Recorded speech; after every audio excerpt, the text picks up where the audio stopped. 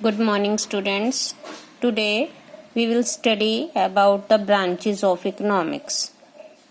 Economics की कितनी branches होती हैं इसके बारे में आज हम स्टडी करेंगे. तो इकोनॉमिक्स की मेन दो ब्रांचेस हैं, micro economics and macro economics. So what does micro economics means? तो सबसे पहले हमें पता होना चाहिए वर्ड माइक्रो किससे लिया गया है. ग्रीक वर्ड माइक्रोस से, MIKROS, जिसका मतलब होता है small. So the word micro has been derived from Greek word micros which means small. It means that microeconomics deals with the individual or single units of an economy, smaller units of an economy.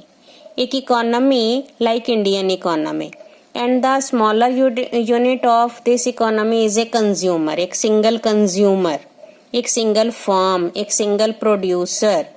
तो जब हम एक single consumer की demand के बारे में या एक फर्म की सप्लाई के बारे में पढ़ते हैं, एक प्रोडक्ट की प्राइस डिटर्मिनेशन कैसे होती है ये हम पढ़ते हैं, तो ये होता है micro economics. So micro economics is the study of single and individual unit of an economy like a firm, a consumer, a product pricing और factor pricing. Second is macroeconomics. The word macro is derived from Greek word macros, which means large. Macro word Greek word macros से लिया गया है, जिसका मतलब होता है large यानी कि बड़ा. तो मैक्रो इकोनॉमिक्स क्या है? मैक्रो इकोनॉमिक्स डील करती है किसके साथ?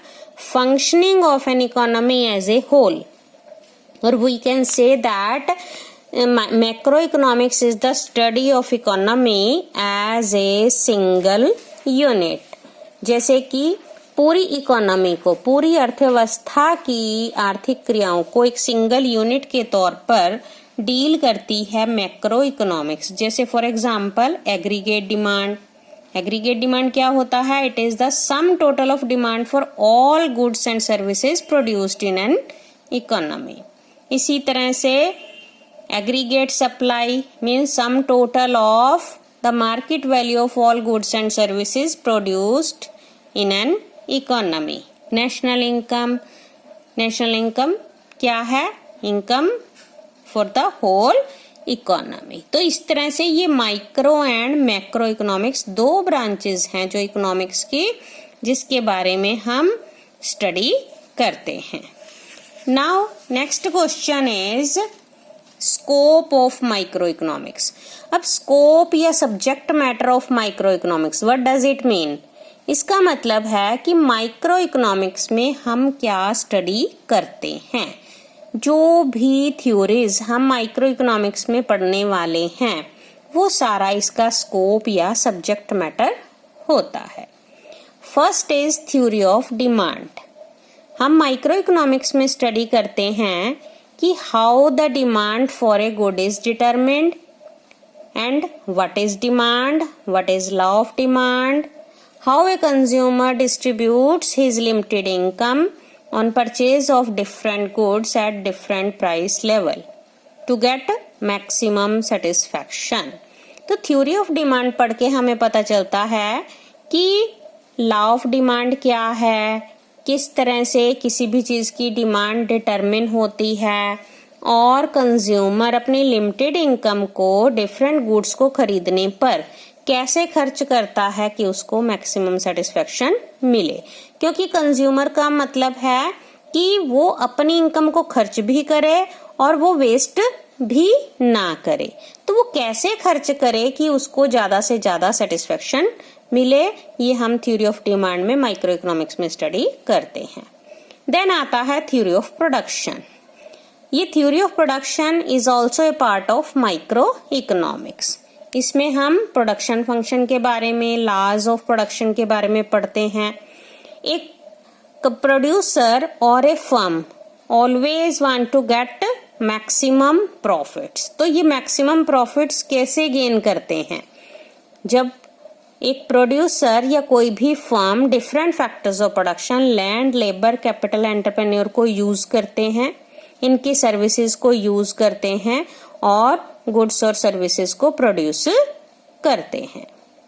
तो ये भी माइक्रो इकोनॉमिक्स का ही पार्ट है। थर्ड आ जाता है थ्योरी ऑफ प्राइस डिटर्मिनेशन।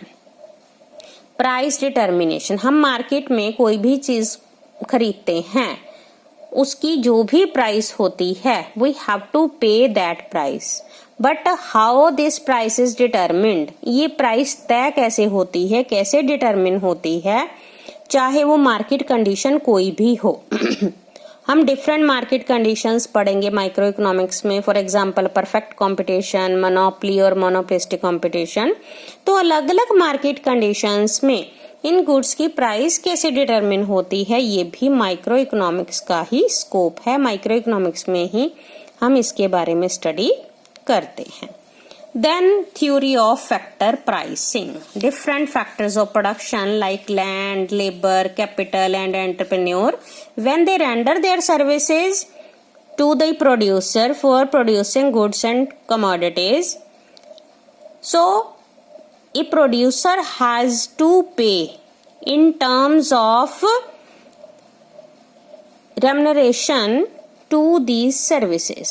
जब भी producer land, labour, capital, entrepreneur को यूज करता है गुड्स और सर्विसेज को प्रोड्यूस करने के लिए, तो उसे इनको पे भी करना पड़ता है। For example rent for land, किसी की लैंड का यूज करने के लिए रेंट पे करना, वेजेस फॉर लेबर, लेबर के लिए wages, interest for capital and profit for entrepreneur.